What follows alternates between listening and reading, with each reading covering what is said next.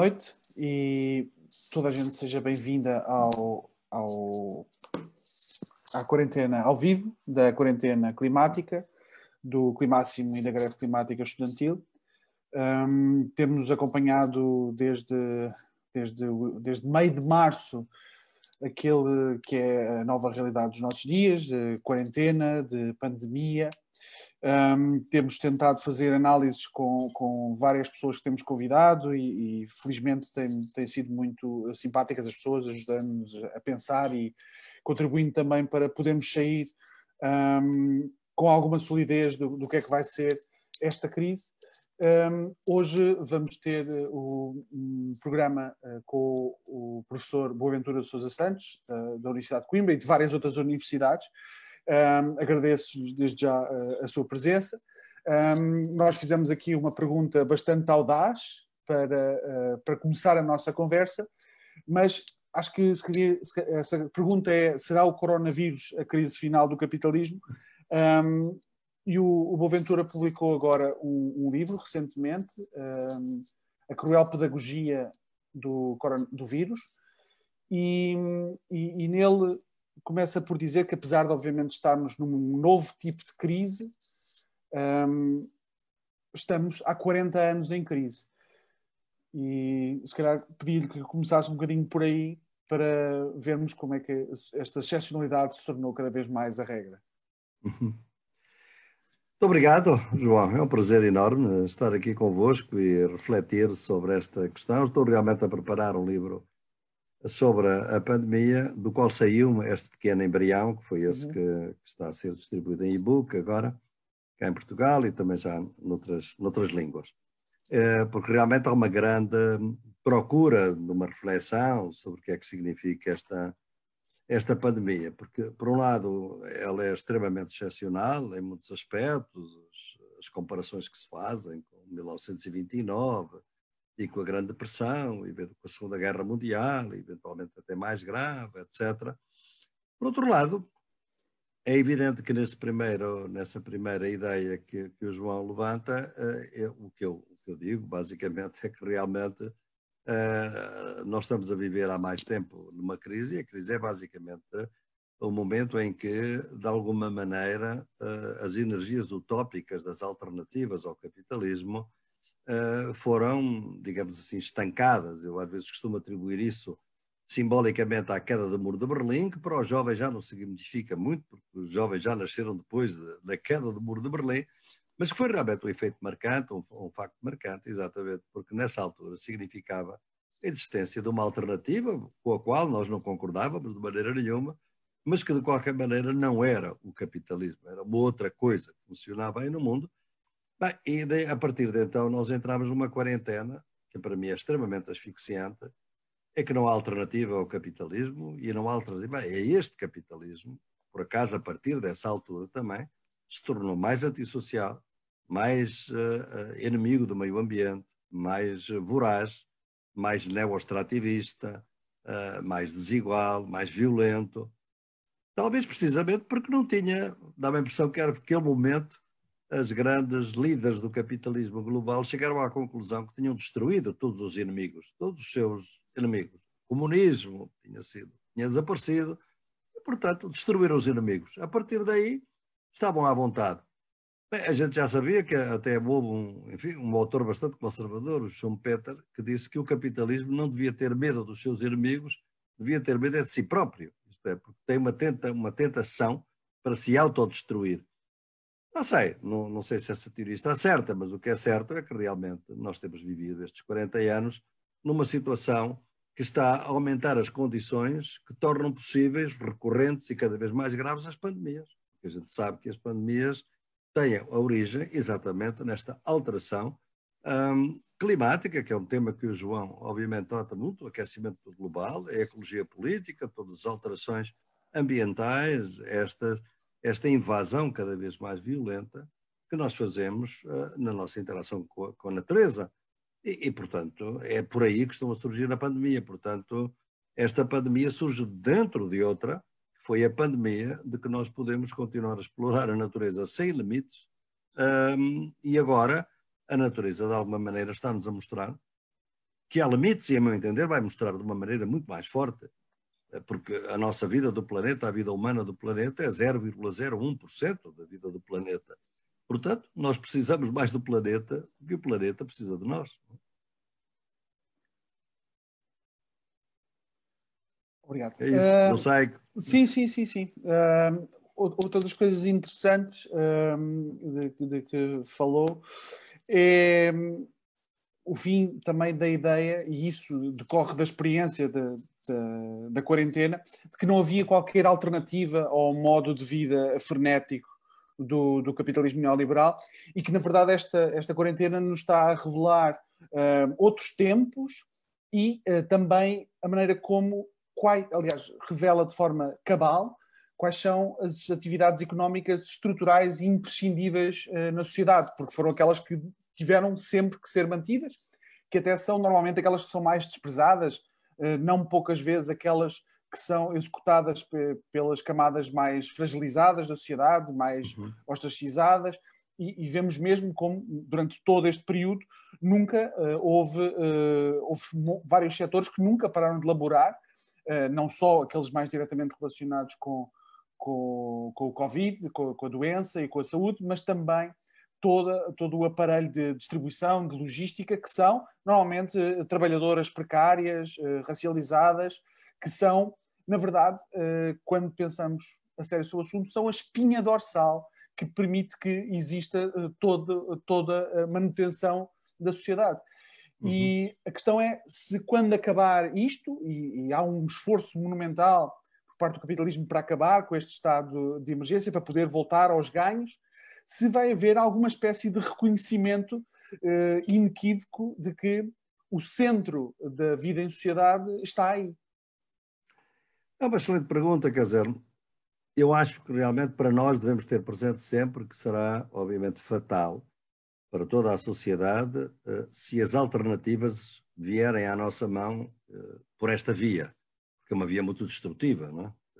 Quer dizer, não são políticas que estão desenhadas para criar uma alternativa, mas é evidente que elas estão a entrar, como eu digo, pela porta traseira e da maneira mais violenta, não é? Mas é evidente que elas são reveladoras, por exemplo, que nós passamos nestas últimas décadas, se calhar já desde o princípio do século XX, mas enfim, mais agora, de uma gestão de tempo para a gestão da falta de tempo. Nós não temos tempo para nada. Os pais não têm tempo aos filhos, os filhos não têm tempo aos pais, as pessoas cada vez mais vivem uma gestão de falta de tempo.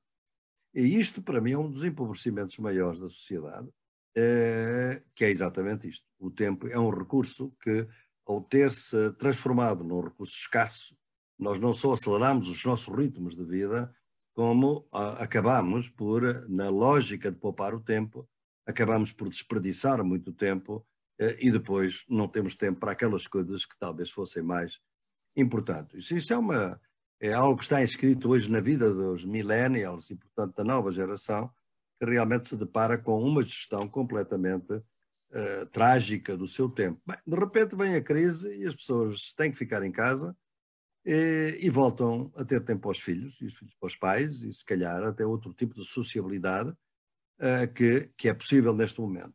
E para muitas das pessoas, por exemplo, torna-se possível passar um domingo e um sábado sem estar dentro de um shopping, de um centro comercial, porque infelizmente muitas das classes médias ou classe média baixa, etc., aprendeu que o seu desporto favorito era passar o domingo ou sábado, e às vezes mais, horas e horas nesses espaços confinados que são os centros comerciais. Bem, fecharam e viu-se que podia viver sem eles e podia viver de outra forma. Portanto, há aqui alguns aspectos que são, digamos assim, positivos em si mesmo nesta emergência. Agora, é evidente que são décadas e décadas de socialização, esta não é a melhor maneira de criar uma alternativa, como eu comecei por dizer, e obviamente que as pessoas querem agora voltar ao normal. E isso é que é a coisa mais perturbadora, é o que é esse normal. O que é esse normal? Esse normal, em primeiro lugar, é o normal daquela gente que, como o João estava a dizer, que não puderam proteger-se tão bem quanto aqueles que ficam em casa, porque têm que criar as condições para que fiquemos em casa. São os que entregam a comida, são os que estão nas indústrias essenciais, são os trabalhadores normalmente precários, são os que estão nos lares. são as pessoas, os cuidadores de saúde, enfim. Há uma série de gente que está a correr riscos e, portanto, essa gente, em meu entender, mostra claramente que este vírus não democratizou o direito de matar.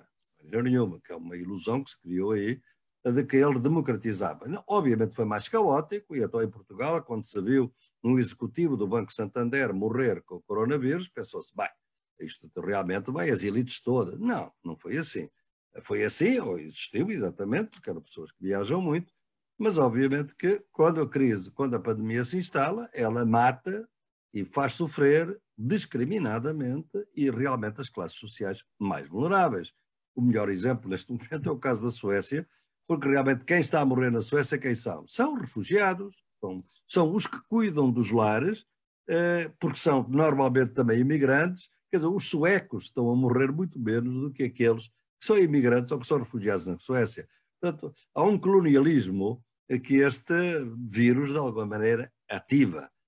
E para não falar das populações mais vulneráveis, as mulheres que são vítimas de violência doméstica que se agrava com a quarentena, o que está-se a passar nos bairros periféricos de todo o mundo, que não têm água para as pessoas poderem lavar as mãos, que não têm, obviamente, condições de confinamento, e, além do mais, é um trabalho informal. Em muitos continentes hoje, 60%, 70% em África ou na América Latina, são trabalhadores informais. Quer dizer, nem sequer é possível fazer-lhes chegar rapidamente e eficazmente um cheque, porque eles não existem legalmente. Quer dizer, é muito difícil. Essa gente ganha num dia para comer no dia seguinte. Não pode. Neste momento, e nós temos os nossos uberizados que provavelmente estão na mesma situação. Temos uma nova pobreza a emergir neste momento, até de uma classe média, obviamente, que também que tenha a sua base de sustentação assente num certo tipo de consumo e de serviços que, ao serem interrompidos com a quarentena, derruba imediatamente todas as almofadas de segurança. Então, é uma nova pobreza, como já tivemos de alguma maneira em 2011, mas agora mais grave, exatamente porque foi muito mais abrupta e mais genérica, porque a economia teve que parar. Portanto, eu acho que o desejar que isto vá para o normal é evidente que é bom para algumas pessoas, mas obviamente que é mau para o mundo e mau para a natureza, porque este normal é aquele que está a criar novas pandemias. Porque não pense, João, que nós vamos acabar com as pandemias, nós vamos entrar num período histórico. É assim que eu penso que o século XXI está a entrar. O século XXI não entrou com o ataque às Torres Gêmeas, o século XXI não entrou com a crise de 2008, o século XXI está a entrar desta forma. São riscos inseguráveis de uma sociedade que durante muitos séculos agrediu de uma maneira violenta a natureza e que está a começar a pagar a fatura. Aliás, os seus artigos, e ainda vi recentemente um artigo com colegas que publicou sobre a situação das políticas, do déficit das políticas ambientais em Portugal, em Marrocos e na Espanha, são bem evidentes que, de facto, nada está a ser feito para fazer um controle do aquecimento global e das mudanças climáticas. E, portanto, essa normalidade é a normalidade que vai produzir mais pandemias. Nós vamos entrar num período de pandemia intermitente. E, portanto, vamos sair durante algum período, voltaremos outra vez. É evidente que virá uma vacina, mas como as grandes empresas farmacêuticas não querem fazer vacinas para as várias mutações de um certo tipo de vírus, como os coronavírus, querem fazer para um certo tipo só, que é para poderem todos os anos ganharem rios de dinheiro com as vacinas, nós vamos ter que esperar pelas novas vacinas e, naturalmente, vamos entrar num período desse tipo, que vai pôr problemas às liberdades dos cidadãos, à vida económica, porque é o modelo económico do capitalismo, e nesse sim, o João falava dessa pergunta radical. Eu realmente recuso-me a falar do fim do capitalismo, porque já foi tantas vezes anunciado o fim do capitalismo e ele nunca termina. De maneira que é melhor não estarmos a falar nisso. É uma formulação retórica que eu digo, este tipo de capitalismo, esse sim. Eu penso que o neoliberalismo sai muito desacreditado desta crise. Obviamente, era a privatização, era o mercado é que resolve os problemas, o Estado é corrupto, o Estado é ineficiente, o mercado é o melhor regulador das relações sociais. Vem uma pandemia, onde é que estão os mercados? Os mercados desapareceram. Nunca mais ninguém falou de mercados. As pessoas vão procurar o Estado que os apoie, o Estado que os proteja, Não o Estado que os reprima, mas o Estado que os proteja. Portanto, a Itália e a Espanha, a Itália e a França foram os dois países que mais privatizaram a saúde. Bem, na Europa, e, bem, as consequências também estão aí. Portanto, eu acho que esse tipo de capitalismo provavelmente está desacreditado e vamos ver que o seja. Agora, o capitalismo no seu todo, eu tenho que perguntar, diga.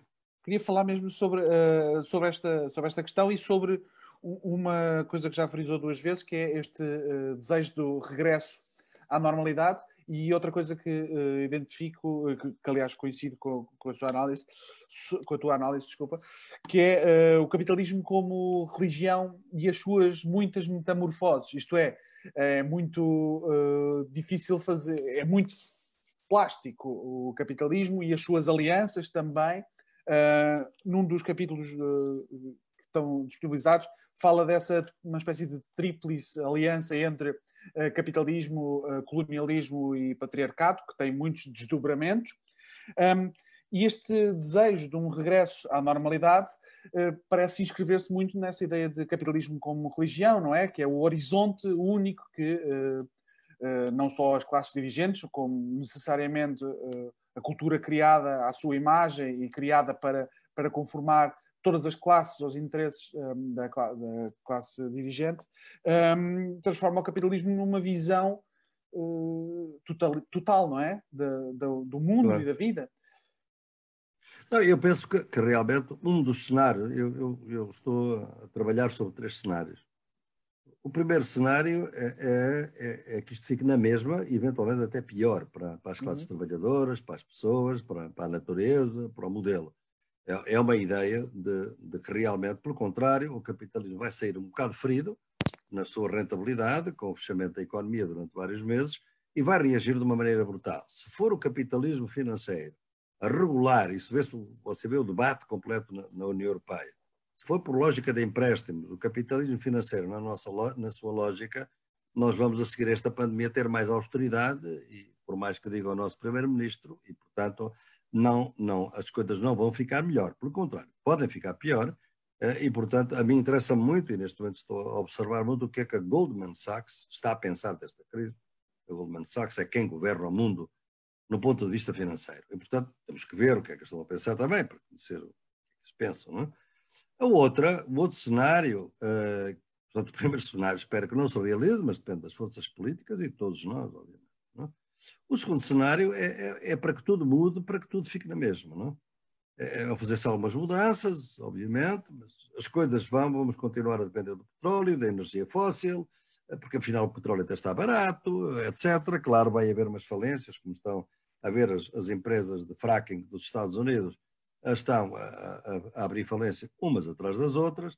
É natural que em Portugal nunca mais entre essa loucura de fazer fracking em Portugal aqui para a exploração de petróleo, aqui perto.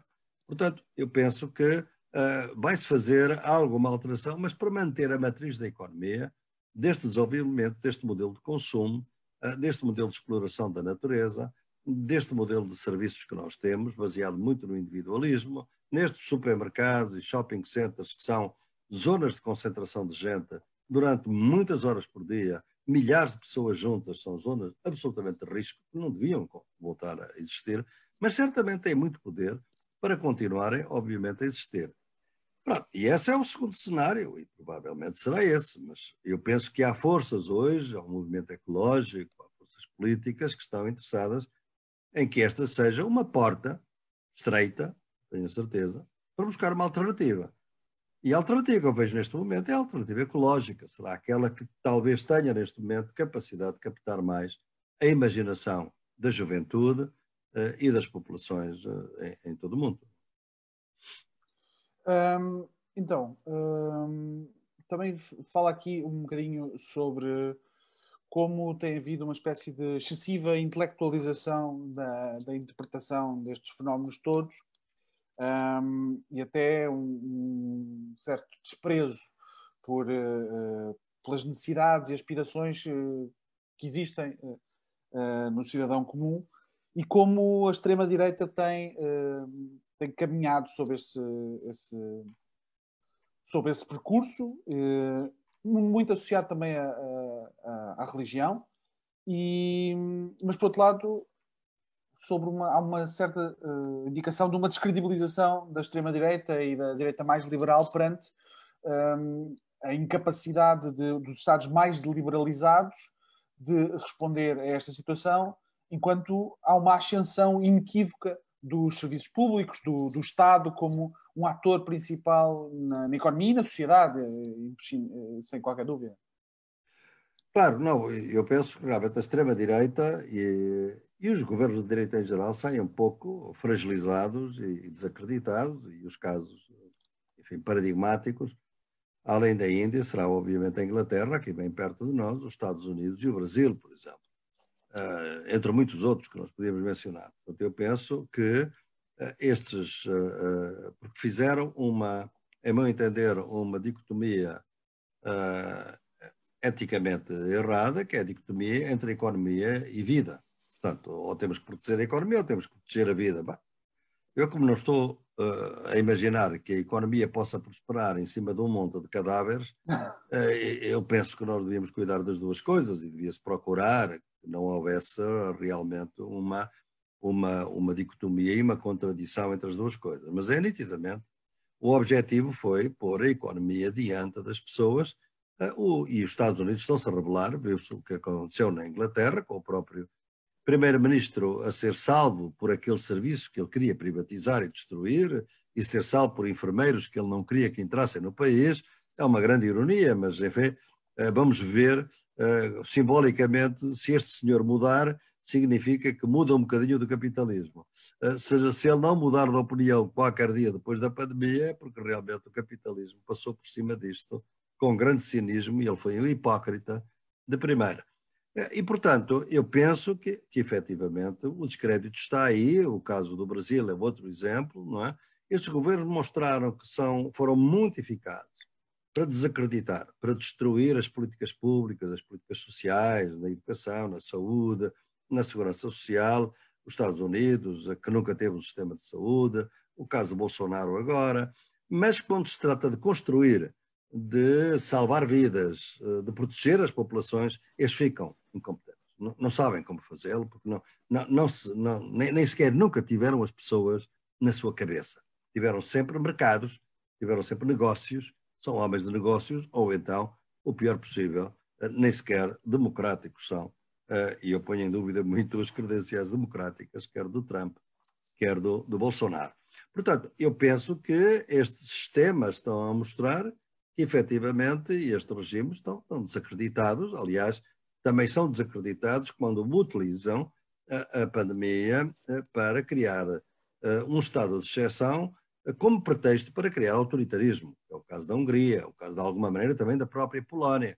Quer dizer, o próprio Narendra Modi, também na Índia, quer dizer, por exemplo, no caso da Índia, quer dizer, criar bodes expiatórios. O Trump cria um bode expiatório, porque é sempre a incompetência de dirigentes da direita, como não querem baixar a sua popularidade, têm eleições, etc. O caso do Trump, por exemplo, criam bodes expiatórios.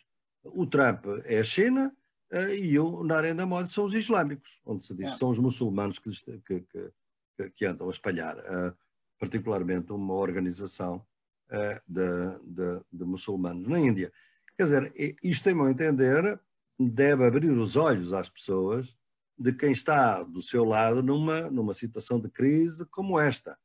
Mas é evidente que a democracia já vinha sendo muito abalada e agora fica mais abalada, obviamente, com esta pandemia, e os poderes do Estado são ambíguos. Quer dizer, é evidente que a gente quer um Estado que nos proteja.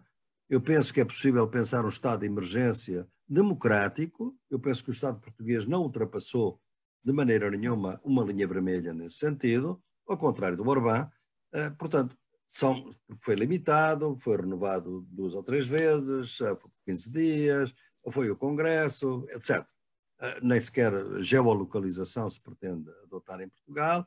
Portanto, eu penso que também é de problematizar se amanhã, neste novo período histórico em que vamos entrar, se a proteção da vida não vai entrar em contradição com a defesa da democracia.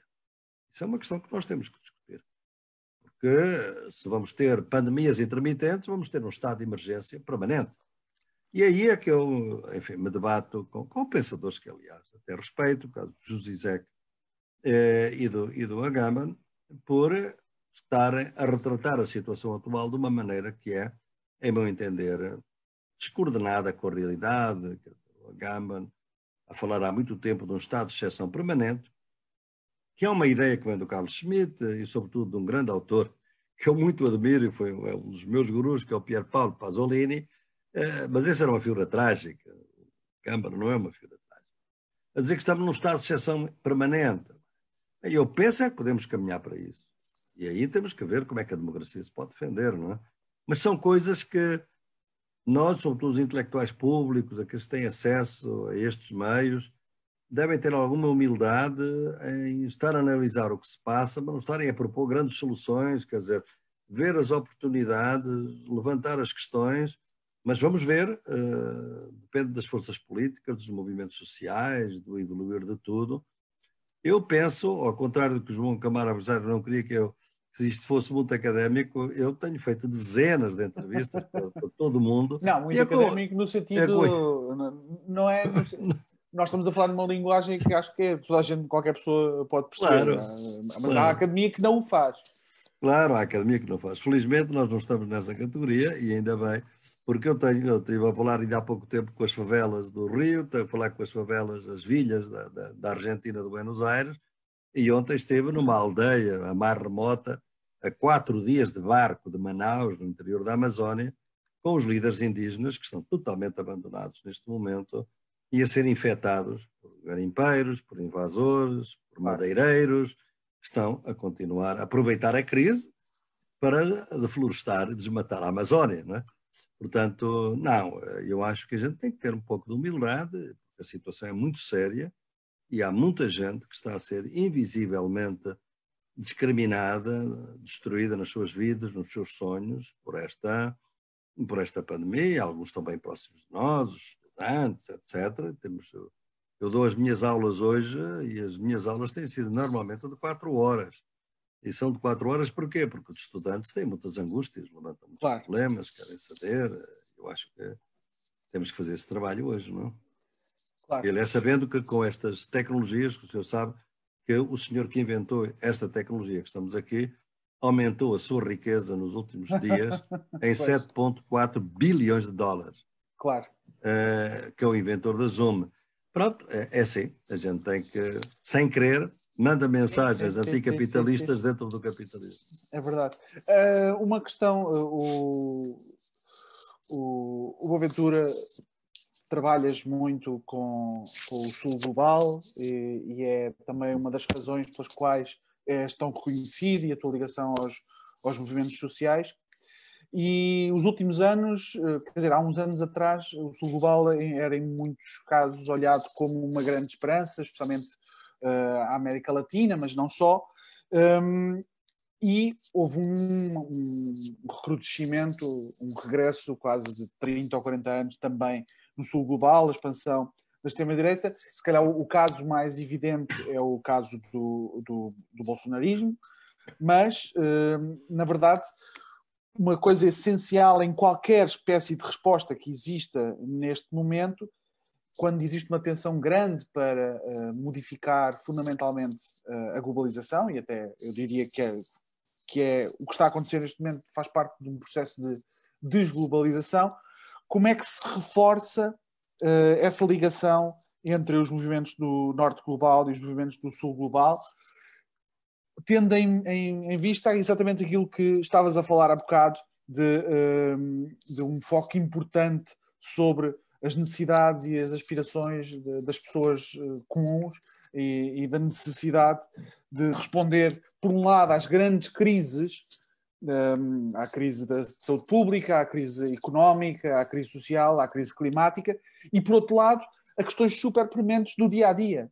Estamos a falar da precariedade, estamos a falar de falta de rendimento, habitação, saúde, tu sabes tão bem quanto eu, que luzes, que caminhos tu vês que possam apontar para estreitar esta relação e para aproximar, porque claramente soluções a duas velocidades só reforçam exatamente o colonialismo, o imperialismo, como tu defines também. Eu penso que um dos cenários piores é que nós vamos assistir a um reforço do colonialismo. Eu acho que nós estamos os sinais que se podem recolher, sobretudo no caso dos Estados Unidos, a sua influência no continente latino-americano, em África em geral, neste momento, é de um reforço quase de uma intervenção que já vai quase para além do imperialismo, é mesmo colonialismo praticamente, de um controle, uma tutela muito forte sobre as políticas dos diferentes países, que são considerados países tutelados por isso. Isto é parte de uma alteração no modelo de regulação do capitalismo, que o império decadente, que nunca foi um império à la Tony Negri, foi sempre imperialismo, a meu entender, com um centro muito grande nos Estados Unidos, está a entrar numa profunda crise. Essa crise, obviamente, que foi acelerada com a própria pandemia e, portanto, a China está, obviamente, a posicionar-se muito melhor que os Estados Unidos neste momento e, portanto, está aqui mudanças tectónicas e essas mudanças tectónicas fazem prever um tempo de turbulência, de muita extrema-direita, de tentativa de controlar os protestos. Nós temos que saber que antes da pandemia nós já estávamos no mundo com muitos países em vários continentes com fortes protestos sociais. Basta ver o caso do Líbano, que normalmente não se fala, e o caso do Chile. O Chile estava absolutamente mobilizado para um referendo e para uma Assembleia Constituinte. Portanto, muita turbulência em razão do descontentamento. E, portanto, eu penso que neste momento isso provavelmente vai voltar, assim que as pessoas puderem voltar a respirar, mas é evidente que nós começamos o milénio, de alguma maneira, este século, com uma promessa de que uma aliança com o Sul global e o Norte global em termos de movimentos sociais, de sinal anticapitalista, anticolonialista, antipatriarcal, estava aí. Foi o Fórum Social Mundial que se reuniu pela primeira vez em 2001 em Porto Alegre. Era uma promessa de que realmente, na altura, eu fui um dos fundadores, e portanto era uma promessa de que, enquanto os capitalistas e os empresários se reuniam no Fórum Económico de Davos, nós reuníamos o Fórum Social Mundial. E até no primeiro encontro, até houve uma conversa telefónica com Davos e Porto Alegre. Claro que essa simetria era falsa, eles é que tinham poder, nós não tínhamos poder. E de alguma maneira o Fórum Social Mundial esvaziou-se nos últimos anos e veio a perder um pouco o ímpeto que teve. E assistimos, aliás, a uma onda reacionária no continente. Portanto, nós estamos num período de lutas defensivas, não de lutas ofensivas, em meu entender, e acho que continuamos, sobretudo no Norte, a ser totalmente norte-cêntricos. Isto é, apesar da Europa não ter nada para ensinar ao mundo, a Europa está completamente dependente dos Estados Unidos, de uma maneira vergonhosa, no caso do Irão, no caso da Venezuela, no caso de Cuba. Realmente é uma vergonha, não temos uma política externa na Europa, não somos capazes de ver o que está a suceder a nível geoestratégico, nem nos posicionamos em relação à China, o que também devíamos fazer, nada disso. A Europa realmente não tem norte e, por outro lado, continua com preconceitos absolutamente colonialistas. Quer dizer, por que razão é que da África quase não se fala, para falarmos do Sul global? É que a África, para nós, é um problema, nunca é uma solução. Os países africanos estão a organizar-se, estão a testar novos produtos, por exemplo, em Madagascar, de onde saem alguns, porque têm uma maior experiência com a malária, com outros que tiveram a SIDA, têm a ébola, etc. Têm uma experiência e têm soluções e têm vindo a apresentar essas soluções. A África do Sul está a responder muito bem à crise neste momento. Não se fala. Porquê? Porque nós estamos treinados pelos meios de comunicação hegemónicos que a África é, por definição, um problema. Nunca é uma solução. Até o António Guterres caiu nessa porcaria, nesse preconceito, ao querer apelar exatamente para a beneficência do Bill Gates, disse, bem, é que se nós não fortalecermos as Nações Unidas, este fundo vai ser um desastre catastrófico em África. Ele não podia imaginar é que o desastre é ao pé de casa, é em Manhattan. Quer dizer, isso é que nunca passou pela cabeça do António Guterres. Porquê? Porque também tem a mesma ideia, não é? Claro. E é isso que a gente tem que combater. Há aqui uma oportunidade para que isso mude, mas não sei. Uma questão... eu estive aqui há umas semanas, estivemos aqui a conversar com o Viriato Sormanho Marques, e ele disse que, até fazendo uma espécie de paralelo entre a crise climática e a crise do Covid, ou pandemias similares ao Covid, e ele deixou esta imagem interessante de que a crise climática são 3 ou 4 pandemias por ano. E, portanto, são uma sucessão ininterrupta de choques ao sistema, de choques a todos os sistemas que funcionam dentro do sistema. E a crise climática acrescenta aqui um fator bastante novo em relação à normalidade dos processos históricos de conflito, de avanços e recuos, de uma espécie de satisfação com o empenho, mas na verdade sem arriscar muito, porque especialmente em países democráticos, porque se nós tomarmos como boa a informação do painel intergovernamental para as alterações climáticas, e temos cerca de 10 anos para cortar 50% das emissões de gases com efeito de estufa à escala global. O que significa a maior revolução que a humanidade alguma vez assistiu. Obviamente, costumamos focar um pouco este debate sobre energia, sobre as fontes energéticas e transportes e agricultura, floresta, etc., mas ele é claramente um debate acerca de poder e não acerca de energia, porque tecnologicamente não é um desafio inultrapassável, obviamente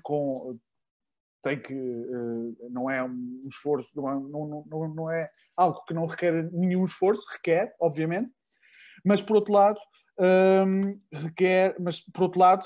implica uma modificação em termos de poder.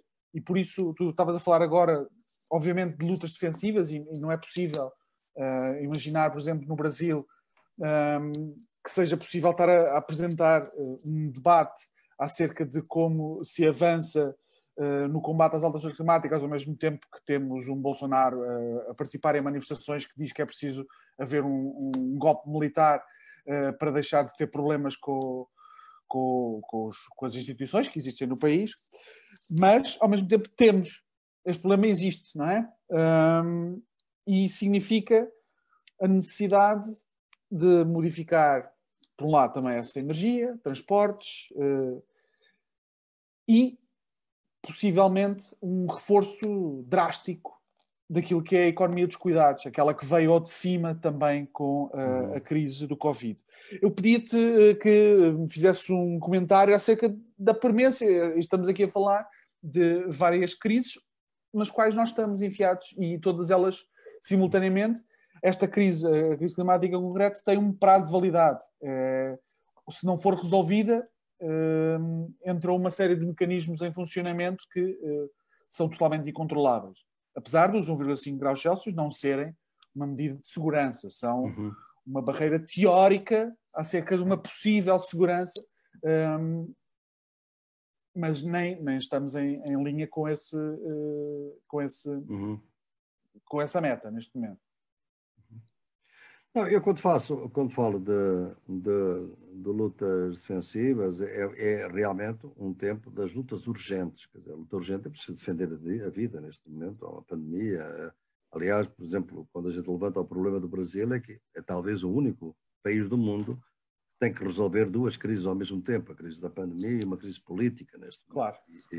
E como as duas estão relacionadas, nem resolve bem uma, nem resolve bem a outra. Mas é um caso específico neste momento. Eu penso que, aliás, a respeito do que dizias do Viriato Sormanho Marques, eu digo aí no meu livro que o aquecimento global mata mais gente por ano do que a pandemia matou até agora. Já, claro. Sim. E portanto, obviamente estou de acordo, claramente, isso é assim. O que acontece é que realmente a sociedade tem uma capacidade perturbadora e, sobretudo, a lógica mediática que hoje predomina no nosso mundo, é de que nós habituamos-nos facilmente aos monstros. Isto é, se as pandemias forem muito mais recorrentes, a gente acaba por entrar no tal novo normal e, portanto, acaba por se adaptar à monstruosidade. E a monstruosidade passa a ser normal. A gente só conhece os monstros aquilo que é muito diferente de nós. Aquilo que a gente se foi habituando nem o considera monstruoso. Obviamente que o aquecimento global é a coisa mais monstruosa que nós temos neste momento e, portanto, a destruição climática e a iminência de uma catástrofe climática, que eu estive na Convenção da Biodiversidade, desde 92 temos vindo a denunciar tudo isso. Aliás, basta dizer que nas últimas, já ainda nos anos 90, era preciso deixar debaixo de terra praticamente todo o petróleo que ainda não estava por explorar, se a gente quisesse atingir os objetivos.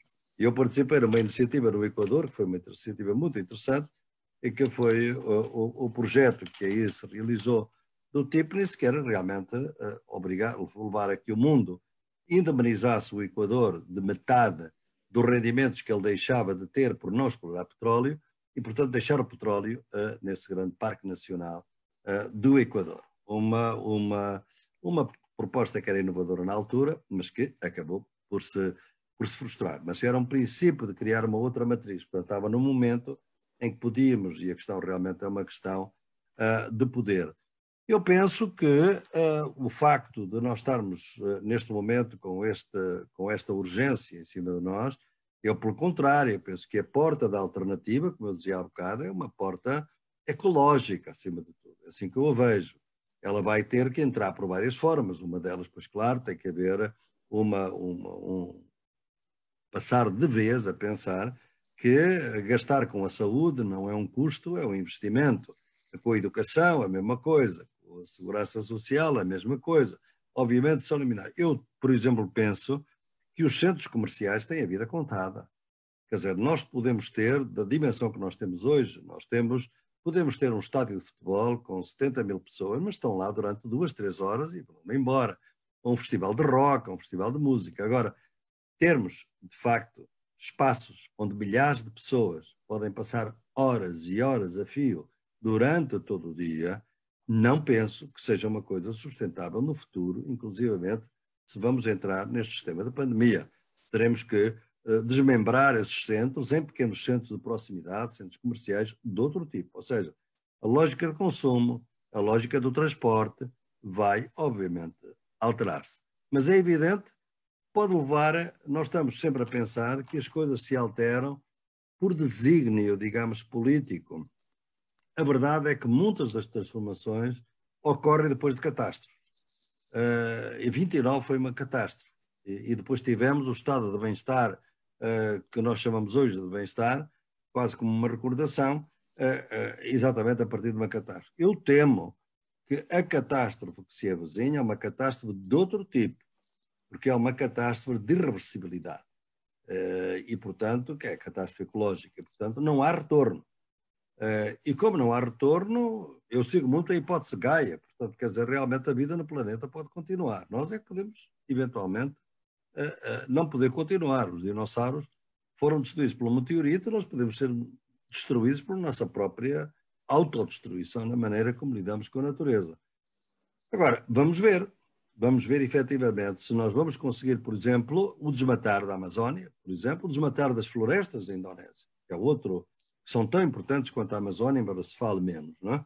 da Indonésia, o que resta da floresta da Amazónia. Mas temos hoje trabalhos interessantes sobre essa floresta que mostram realmente o que o mundo depende da existência dessas florestas.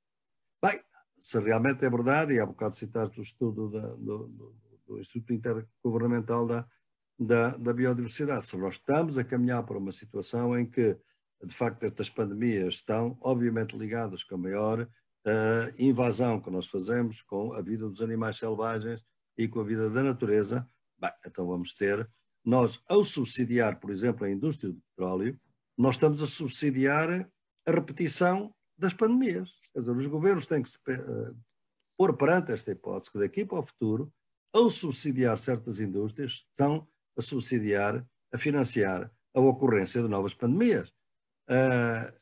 E isto pode ser que se possa transformar num slogan político, numa agenda política. Mas temos que ir lançando as ideias, temos que ir ver se elas mobilizam gente, para ver se as pessoas, em regime democrático, começam a alterar a agenda política, porque a agenda política, desde há 40 anos, é isso que eu dizia da grande crise, deixou de discutir os temas civilizatórios, que são exatamente os temas das alternativas. O processo político é um e o processo civilizatório é outro. Ora, eu penso que eles têm que estar juntos.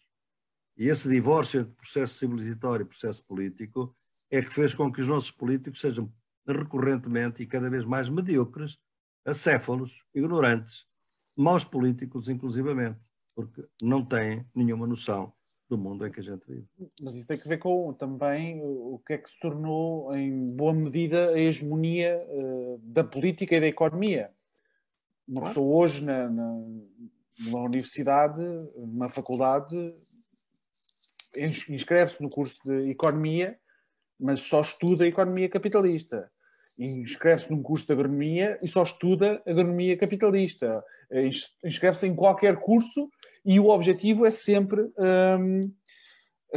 como reforçar este sistema, não é? Como integrar todo o pensamento e todo o quadro de referência, passá-lo todo para dentro desta lógica, o que obviamente tem como efeito esvaziar a capacidade de formulações complexas para uma alternativa fora dele. Por outro lado, como também referiste, a questão das catástrofes são, obviamente, momentos históricos de ruptura. E são de ruptura, podem ir em qualquer dos dois sentidos. Pode haver a capacidade de, num momento de ruptura, ter uma saída progressista e ter, pelo contrário, uma saída totalmente catastrófica. Sobre a questão da crise do petróleo do que estavas a falar, eu acho que o preço barato do petróleo neste momento é um bocado uma falsa questão, porque está tão baixo, não só os futuros como já o próprio Brent, referência mais abrangente, não só do petróleo americano, foi jogado pela Arábia Saudita como a possibilidade de arruinar a indústria americana do fracking, porque é muito mais caro o petróleo a partir do fracking, mas ameaça, especialmente se houver um resgate em massa, fazer colapsar o sistema financeiro, porque o sistema petrolífero americano depende, e sempre dependeu drasticamente, de crédito barato e incentivado publicamente. Hoje o Trump manda imprimir dinheiro para resgatá-lo, sem grandes subterfúgios, é diretamente, e isso pode levar, porque todo o dinheiro que for enfiado agora não terá grande efeito, pode manter vivas algumas daquelas empresas e manter alguns daqueles poços abertos, mas a verdade é que, no médio prazo, a possibilidade real de continuar a produzir, uma vez que já não há espaço para pôr aquilo, e a possibilidade de uma recuperação milagrosa económica até ao final do ano é nenhuma.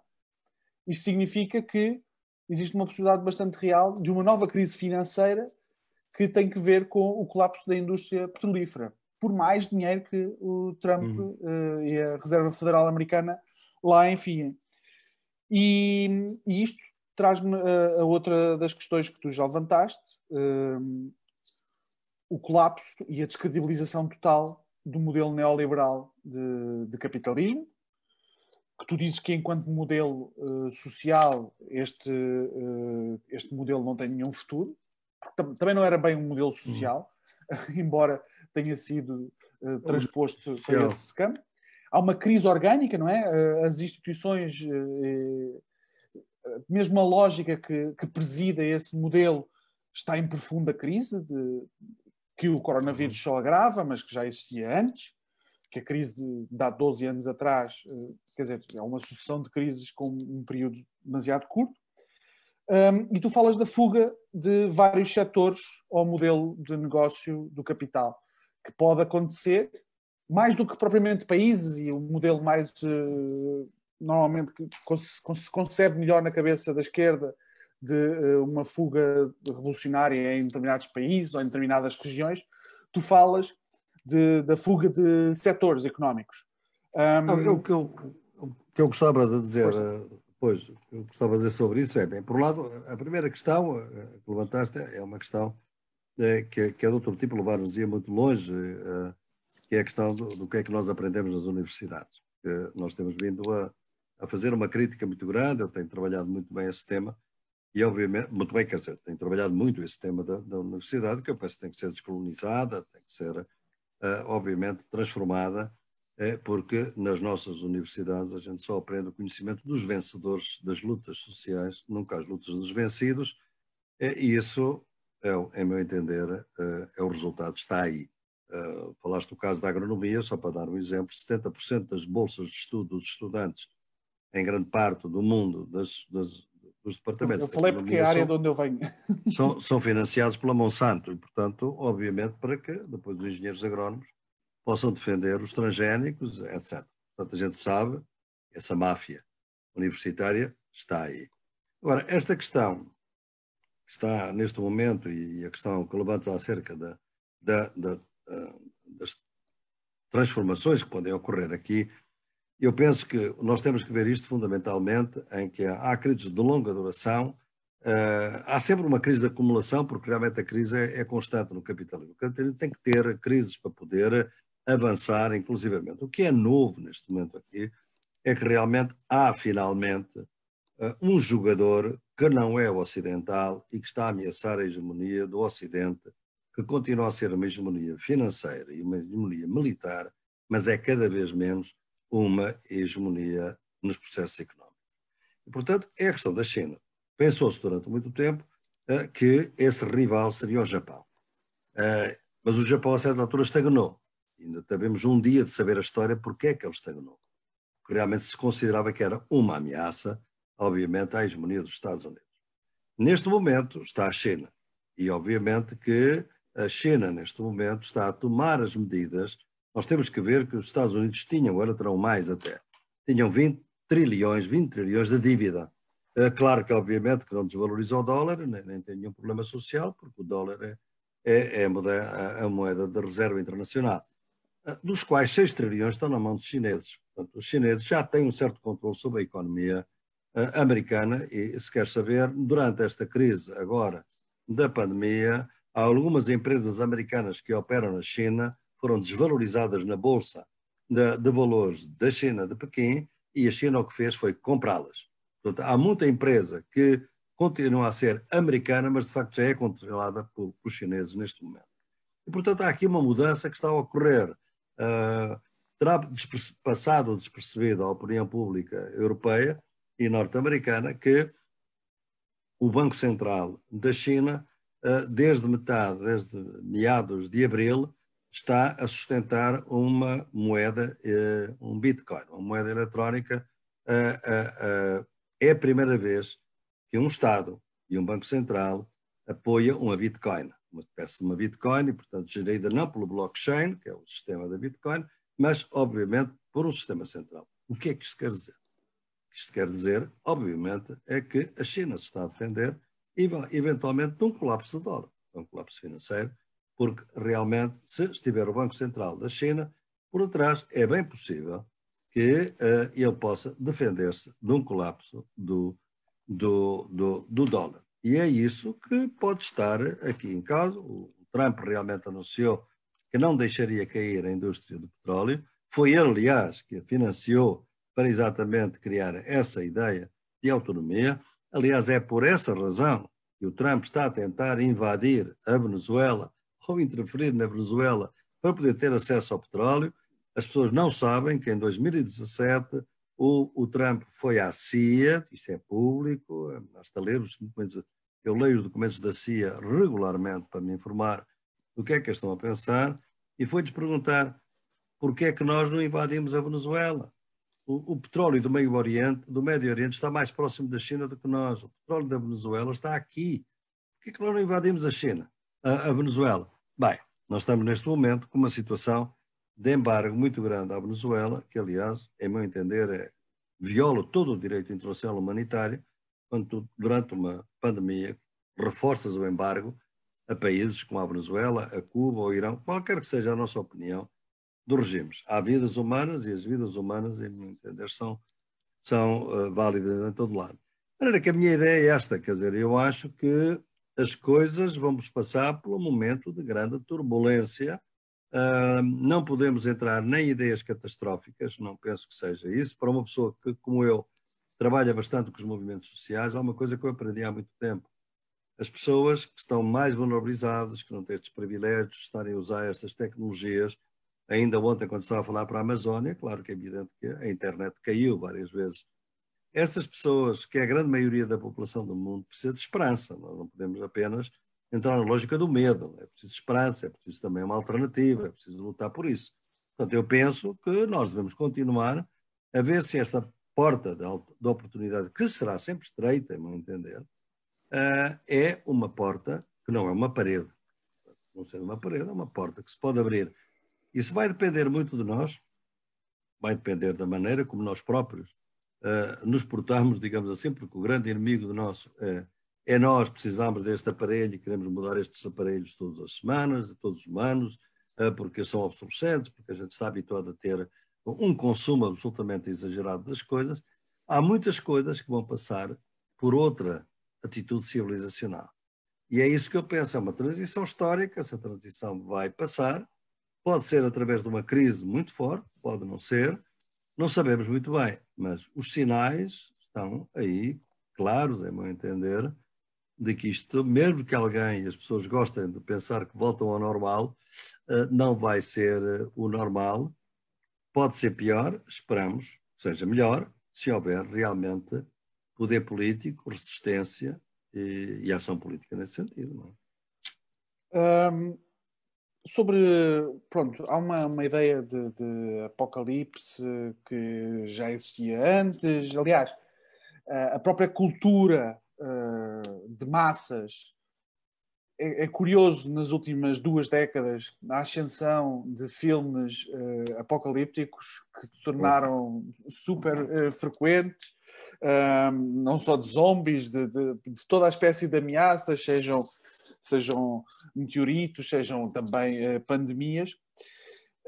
Eu acho que ela pretende criar na nossa cabeça uma ideia que seguramente já ouviste falar, de que é mais fácil imaginar o fim do mundo do que imaginar o fim do capitalismo. Porque se nos é privada a possibilidade, há muito mais filmes sobre o fim do mundo do que filmes sobre uma sociedade alternativa que não funciona com base principal nos valores de troca e nas trocas comerciais que têm como objetivo a troca e não os produtos que seja.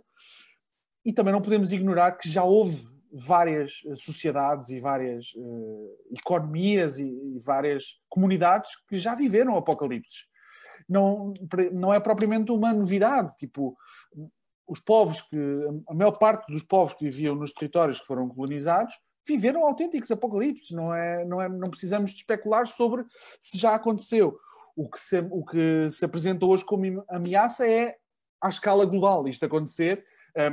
Dificilmente estamos a falar do fim da espécie humana, estamos a falar de uma degradação profunda das condições materiais que permitiram a existência de civilização altamente complexa como ela existe hoje, e isso também é isso é, se calhar, o sintoma máximo dessa crise orgânica, porque é muito material. Pode haver várias maneiras de tentar camuflar esta realidade, mas ela é inultrapassável. Há certos limites que, tocados, não é possível voltar para trás. E estamos a falar também, apesar desse conhecimento quase que é feito desaparecer, nós precisamos e beneficiamos durante os últimos 12 mil anos de um clima extremamente benigno à escala global, obviamente com oscilações regionais e problemas, mas não existe revolução industrial, não existe revolução agrícola, não existe implementação da agricultura que permite a fundação de agregados com muita gente e tudo o que daí surgiu, bom e mau, sem um fluxo permanente de alimento previsível, não é? E o que existe hoje é uma ameaça disso não ser uma realidade.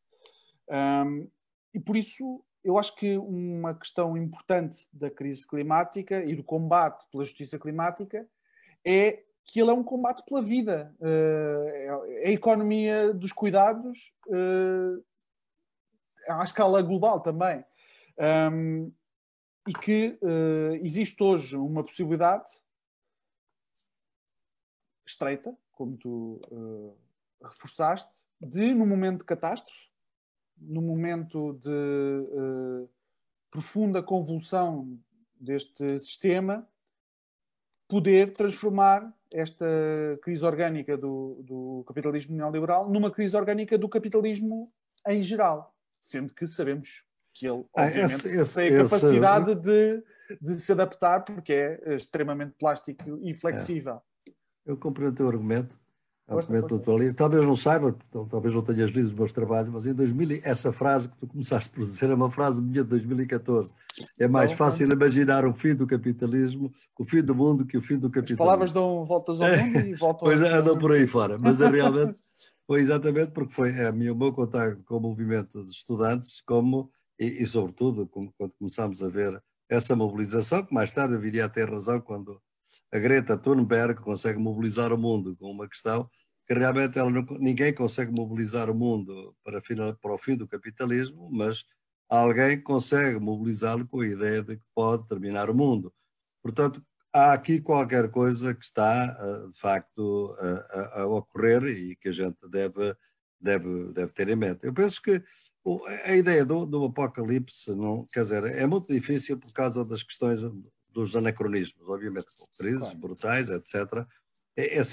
Nós analisamos sempre a partir do presente e com base no presente. Quer dizer, o apocalipse hoje não é a mesma coisa que significou no passado. É um conceito, aliás, porque é o apocalipse religioso e o secular. E houve sempre uma dimensão do apocalipse secular. Aliás, o próprio Hitler foi muito influenciado por teorias que circulavam na Alemanha naquela altura. O melhor que a gente conhece é a decadência do Ocidente, do Oswald Spengler, que vem mostrar realmente que há aqui uma decadência final do Ocidente. Portanto, a ideia do apocalipse tem vindo a estar. A ideia do apocalipse é sempre, em meu entender, uma ideia conservadora, porque é uma ideia de fim, de fechamento. Há transformação social. Em vez de começo ou de começo, mudança. Né? Exatamente. É muito definitivo, não é? Eu acho que também é o objetivo de focar tanto nessa coisa de fim, não é? Não, porque realmente, normalmente, o mundo caminha fundamentalmente por uma dialética entre rupturas e continuidades, entre continuidades e descontinuidades. É por isso que as revoluções muitas vezes falham, porque o primeiro ato de um revolucionário, quando ganha uma revolução, é impedir que haja próximas revoluções. E, portanto, transforma-se rapidamente num antirrevolucionário, que quer manter o poder.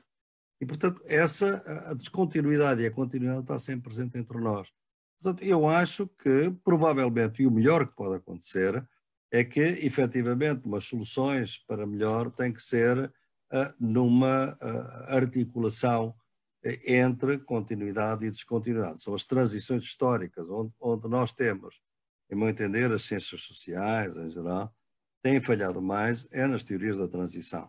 É muito difícil nós definirmos transições desta sociedade para uma outra. Somos capazes de imaginar outra sociedade, mas como é que se faz uma transição?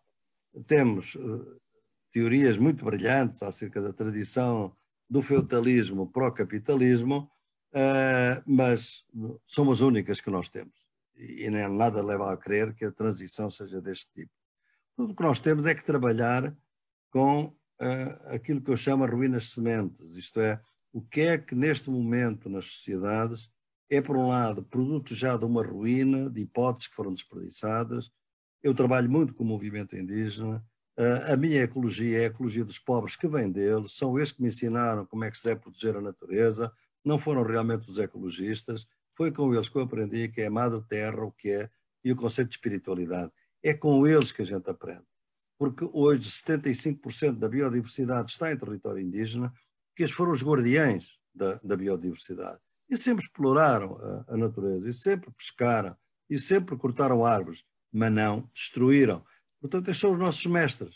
Se tu queres olhar hoje para o futuro, isso é que é o grande problema das nossas universidades, é que nós temos que saber olhar para o futuro olhando para o passado. Há um ditado indígena que diz exatamente isto. A gente, para melhor ver o passado, o futuro, olha para o passado. No Ocidente, o único indivíduo que teve uma ideia próxima disso é um homem, aliás, que morreu tragicamente, obviamente, suicidou-se, que foi Walter Benjamin. E viu exatamente isso, o Ângelos Novos, não é? Portanto, eu acho que nós temos é que mudar o nosso saber. E é por isso que tenho vindo a trabalhar nos últimos anos nas epistemologias do Sul, que é exatamente isso, são os outros saberes, os outros conhecimentos não eurocêntricos, nem sequer científicos, mas que são saberes que me ensinam a ter uma qualidade de vida, uma sabedoria de vida que não é conhecimento e que vem daqueles que foram mais excluídos, vitimizados, exatamente pelo capitalismo e pelo colonialismo. É aí que eu vejo sementes. Nessas ruínas de muito do que era a vida deles, são as sementes. E, portanto, eu penso que se nós estivermos atentos a isso, e se na educação estas coisas estiverem cada vez mais presentes, e se também se os nossos políticos conseguirem ter uma melhor ideia do mundo em que vivem, mais ampla, eu penso que é por aí que a gente pode aprender. E a transição histórica, e como todas as transições, será longa, a menos que haja uma série de pandemias deste tipo que te criem apenas o sufoco do medo, não é? E então, nessa altura, pode haver uma coisa distópica. E é exatamente a distopia o que domina hoje. Mas eu prefiro continuar com as utopias realistas, que me sempre orientaram, e não com as distopias. E, portanto, sou um homem que continua a pensar no tal otimismo trágico. E é por aí que eu me considero. Bem, João, já estamos a 1 hora. Está na Muito altura bem, muito bem. Vou só mesmo para terminar, reforçar também aqui isto que tu disseste, uma coisa muito importante que os povos indígenas transmitiram é a biomimética, conhecer a vida, conhecer os ciclos da vida e utilizá-los, reforçá-los. Nós não, ao contrário do que se tenta fazer passar a ideia, nós enquanto espécie não temos nenhum destino que é destruir as coisas e destruir os espaços onde vivemos, bem pelo contrário, podemos reforçá-los, podemos melhorar essas dinâmicas de vida. E para terminar mesmo, o problema, uma das questões deste regresso ao Estado, como tu referes, é que ele significará que o Estado não poderá mais ser desprezado como um ator principal e o Estado tem de ser um agente direto da vontade democrática dos povos, o que em muitos momentos não foi verdade nas últimas décadas. E, simultaneamente, há uma crise importante de falta de rendimento, de desemprego, que em outros momentos teve como resposta emprego público de massas. E hoje nós sabemos coisas que têm de ser feitas. A economia dos cuidados é um dos setores óbvios que deve ser reforçado, mas também este setor da transição energética, e isso significa, por outro lado, de facto, haver uma mudança de poder relativa, não é? O poder das classes dominantes não pode continuar a negar a necessidade de melhorar o sítio onde nós vivemos, melhorá-lo drasticamente. Aliás, esse pode ser, se calhar, um dos nossos principais desígnios de futuro, andar a arranjar a destruição toda que foi feita, não só em termos de ambiente, mas também entre os povos nos últimos séculos, na verdade. E vou também recordar o Walter Benjamin, que associou o processo revolucionário não apenas ao motor da história, um conceito, não sei se às vezes um bocado abusivamente atribuído ao Marx, mas a revolução também como travão de emergência para a história, quando a história se torna catastrófica, quando é um comboio desembestado na direção errada. Nós necessitamos de começar com muita urgência a resolver todos esses inúmeros problemas que foram criados nos últimos séculos. E este momento é provavelmente o tudo ou nada. Acho que é uma oportunidade. Vamos isso. Vamos lá ver Vamos a isso. O que é que será possível. Obrigadíssimo, boa aventura. Obrigado a toda a gente que esteve a acompanhar-nos. Podem continuar a seguir-nos através do Facebook, do Instagram, do Spotify e do... Está tudo. Acho que nisso tudo desta vez. Obrigado e até breve. Boa noite.